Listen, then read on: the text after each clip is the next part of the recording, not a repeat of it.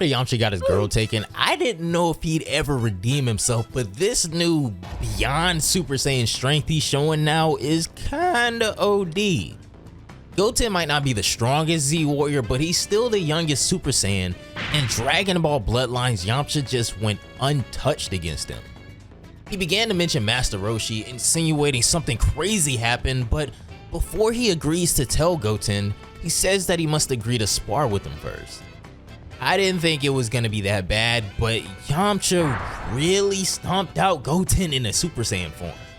Even his Wolfang Fist is on a completely different level now. I mean, he almost took Goten's head off. Wow, you're crazy strong, Yamcha, Goten says after their battle ends.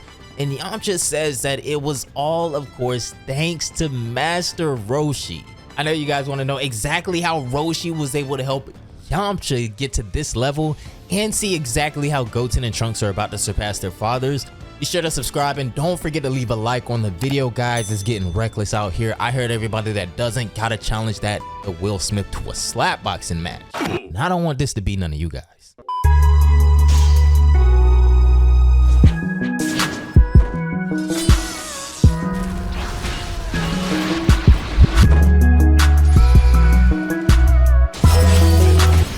Goten gets serious when Yamcha brings up Master Roshi again and attests his newfound strength to him, asking just, what do you mean?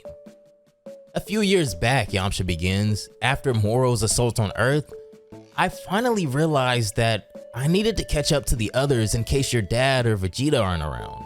So I went to him for some training, having heard of his performance in the Tournament of Power. Anyway, when I got to the island, Roshi was chilling with Jocko. Then after a few days of classic Roshi training, he sent me on a mission to acquire some kind of mythical thingy called the Kion Crystal. I never heard of a Kion Crystal before. Was it even on Earth, Goten asks. It wasn't, Yamcha tells him as he recalls his space adventure. It was on a planet called Doro. Funny enough, Jocko knew exactly where it was. But on our way there, as we were orbiting the planet, Jocko wasn't paying attention and a comet crashed into us. We didn't know yet, but it was a huge mistake on our part. We crash landed on the planet and were immediately met by its inhabitants. They were mouse-like creatures about the size of Chaozu. Long story short, they had a tower similar to Korin's, only theirs was underground. So, how did you get inside that? Goten asks, prying deeper. Well, I mean, I started digging, Yamcha tells him, but the hole kept falling in on itself. Yamcha releases a powerful Kamehameha to save himself from the falling debris of the cave. I even used my Wolfang Fist, he tells him, to finally get inside of the lookout. And then, as a bright light shines behind him, Warrior stands before him. I met a guy named Coco. He looked a lot like Mr. Popo, Yamcha continues. I ended up fighting him to see if I was worthy of beating the planet's guardians. Yamcha was eventually able to beat him, but when he does, this evil being named Sesame or something like that came out of nowhere. And then, almost as if it was a scripted encounter, the planet's guardian showed up and blocked Sesame's attack on a weakened Yamcha. The guardian, whose name is Minion, explained that when Jocko and I crashed the comet, Sesame was released. Long ago, that Sesame guy was after the crystal as well, but they were able to freeze him inside that comet. Small world, huh? Well, to repay them for our mistake, I promised that I would destroy him. Wait, did you destroy that guy and get the crystal? Goten asks, kinda getting into this story now. I used the most of my energy, Yamcha tells him, and to be honest, he almost got me. But he underestimated me, and in the end, his arrogance did him in. I blasted him with everything I had left, annihilated him. The Guardian thanked me afterwards and told me he was a big fan of mine from back in my baseball days. He used to watch all of my games on his satellite TV, like what are the odds, right? He asked for my autograph, and in return, he rewarded me with the Kion Crystal. So you went back to Earth to give the crystal to Master Roshi, Goten asks? Yeah, Yamcha says, getting somber all of a sudden. I went back to Earth and... What happened, Goten asks? Well, when we got back, Roshi was waiting for me. He said something about having lived a long life and it was time for him to move on. As we see Roshi taking off his glasses, he said it was my turn to lead the turtle school. We both placed our hands on the crystal. Master Roshi then started to glow and his whole body was vibrating. I felt this ki rushing through me, Yamcha says, as it looks like Roshi is just assimilating directly with him. It then began spiraling and swirling around me. As I took a step back, crystal vaporized right before my eyes. I have faith in you, Roshi said as he began fading away. His body slowly turned to dust. Mere speckles of energy. All across the planet, from Goku, Vegeta, Piccolo, Gohan, etc., the Z Fighters all simultaneously felt Roshi's life force depleted. When the crystal fully evaporates in his hand, Roshi disappears as well, as Yamcha's hand reaches out to grab nothing. A gust of wind swept the entire wasteland, clearing the fog that gathered during the ritual.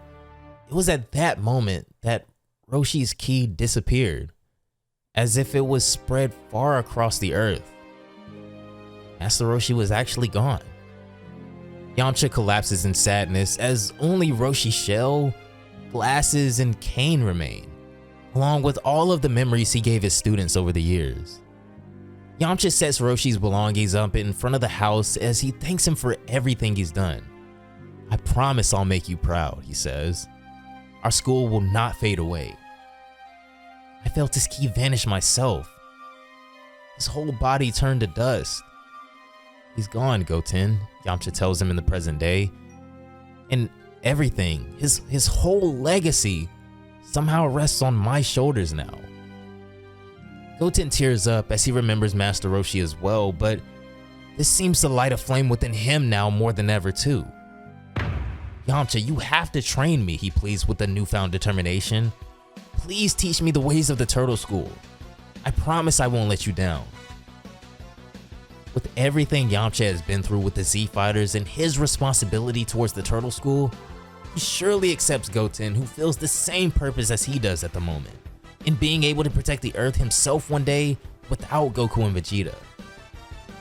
Goten asks if he still needs to slide him a Playboy magazine or something, because apparently that's what he heard Master Roshi ask for a long time ago, which makes Yamcha laugh, saying that no, he doesn't need to do that, but he kinda isn't wrong about that. If you guys have been enjoying Dragon Ball Bloodlines so far, the link to the original manga will be down below, so go check it out after the video. Meanwhile, in a distant wasteland elsewhere, Trunks is still searching for that strange swordsman from earlier, whom we already know is Tapion, and he seems to be stumped as to why this guy started to slow down. That means he must have landed in his own foot, Trunks says. Trunks flies through the forest a little closer to the ground, and this is when he hears the faint whistling in the distance, playing a melody. As Trunks draws closer, he finds Tapion playing a flute as the forest animals gather around him to hear his song. Trunks tries to sneak up and get a little bit closer, but as he steps on a branch, the animals scatter as Tapion turns around completely annoyed now. Kid, this is the second time you've interrupted me today, he says. I didn't mean to interrupt you, Trunks says as he steps out of the forest. That melody was gonna help me find her, he tells Trunks. I'm truly sorry, he says. My name is Trunks. I just wanted to thank you for saving us earlier. She really caught us off guard. Why did you jump in the first place, he asks. Tapion becomes stern, just replying, you're welcome, as he turns around.